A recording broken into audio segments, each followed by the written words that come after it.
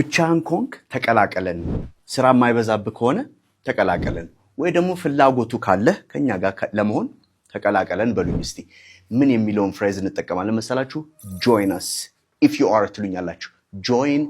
us አይደል ተቀላቀለን ማለት ነው ብቻህን ኮንክ ተቀላቀለን ምን ይሆናል ማለት ነው እስቲ 3 ሰከንድ አላችሁ join us if you are alone okay በጣም አሪፍ ሁለተኛው ደግሞ if you're not busy okay join us if you're not busy ካልሆንክ ወይ ደግሞ ስራ ካልበዛብህ ተቀላቀለን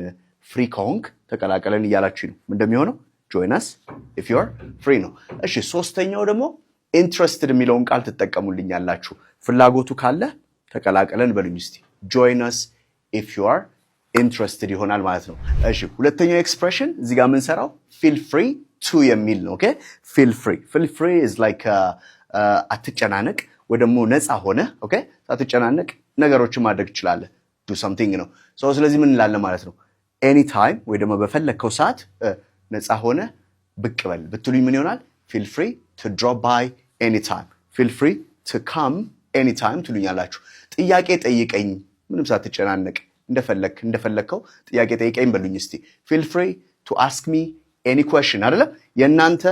አሳይመንት አለች ኮሜንት ሴክሽን ላይ መጽፋት ማለት ነው ኦኬ ለመደወል ሳትሳቀቅ ደውልልኝ ወይ ደግሞ የፈለከው ሰዓት ላይ ደውልልኝ በሉኝ እሷን ኮሜንት ሴክሽን ላይ thank you very much we'll see you next time bye